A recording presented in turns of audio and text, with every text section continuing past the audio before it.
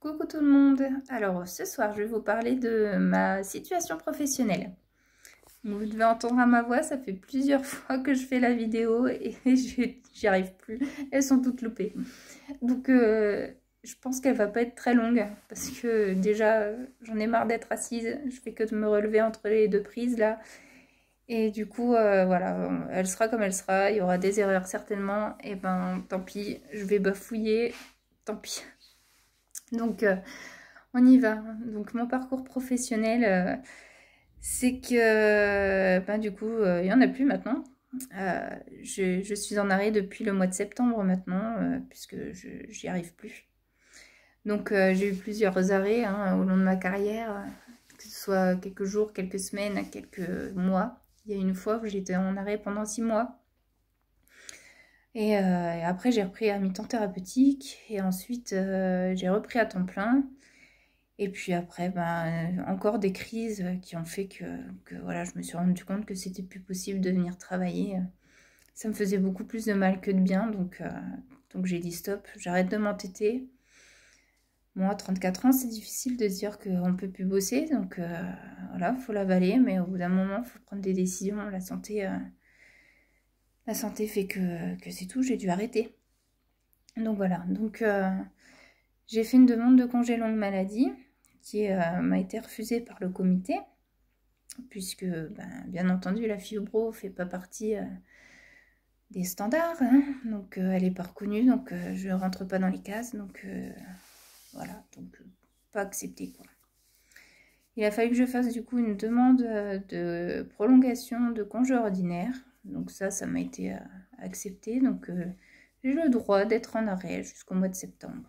Mais après, je ne sais pas du tout ce qui se passe. Donc, il faut que je me renseigne de tout ça avec une assistante sociale, je pense, qu'elle puisse un petit peu m'aider.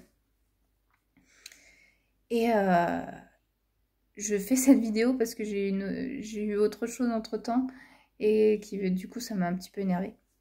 Donc, en fait, pendant le confinement, j'ai le médecin du travail qui m'a appelée et qui m'a dit qu'il fallait que je refasse une demande de congé longue maladie auprès du comité et qui me soutiendrait, qui ferait une lettre et qui se mettait avec mon médecin traitant, voilà, pour faire la demande, et qui me soutiendrait, quoi.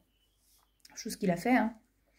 Donc j'ai fait la demande et puis bah, c'était refusé encore une fois.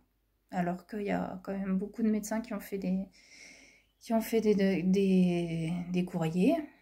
Et puis quand même, c'est le médecin du travail quoi, qui le demande, quoi. Moi, j'avais pas redemandé, c'est lui qui m'a redemandé ça. Et ça n'a pas été accepté. Et ça m'énerve. Ça m'énerve parce que, ben voilà, encore une fois, la maladie est pas reconnue. Et puis, on se demande, enfin, rien que notre image au niveau de mes collègues, de mon travail, de mes chefs, tout ça, moi, j'aimerais bien quand même que, voilà, que ce soit noté, que ce soit compris, que effectivement, avec ma maladie, je peux plus. Alors bon, la plupart ont compris maintenant, hein, elles ont bien compris au bout d'un moment, mais des fois, c'est pas facile déjà à expliquer et puis du coup à comprendre que ouais, t'as l'air bien comme ça et puis qu'en fait, la moindre truc te, te fout en l'air. Donc voilà, je suis dégoûtée. Dégoûtée, énervée. Et puis voilà, on a une maladie qui est très très mal reconnue et on se doit se battre pour tout.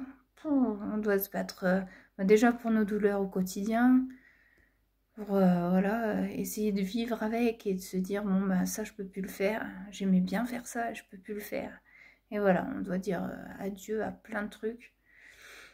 Et puis se battre encore avec les paperasses, savoir si la MDPH elle aussi, est-ce qu'elle va reconnaître que j'ai du mal à faire ci, à faire ça. Alors oui, oui, je sais, je suis pas en fauteuil, je suis pas handicapée comme certaines personnes, hein, ça c'est sûr, hein, ça je le nie pas.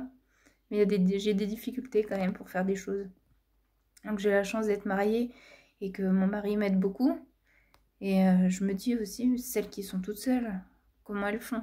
Si c'est pas reconnu comme ça, comment elles font, que ce soit au niveau finance, là, rien que les finances, c'est une cata. Au niveau de leur ménage, au niveau de tout ce qui est activité quotidienne, il y a des choses, je ne peux pas les faire. Mon mari m'aide, quoi. Il va le faire à ma place, porter un truc. Voilà, il va le faire. Moi, les grosses courses, c'est pas moi qui les fais, c'est lui, parce que je peux pas porter tous mes sacs. Donc, voilà, je pense à vous, les filles, qui êtes toutes seules, qui continuent à vous battre malgré tout. Et voilà, encore une fois, chapeau à vous. Et courage, encore courage. Voilà ce que je peux dire. J'avais dit que je la ferais pas très longue, donc je vais m'arrêter là. J'ai la gorge qui peut plus. Et puis je suis fatiguée. Donc voilà, un bisou quand même à tout le monde. Courage encore à vous toutes. Et puis je vous redonnerai des nouvelles si j'ai des nouvelles de mon avenir.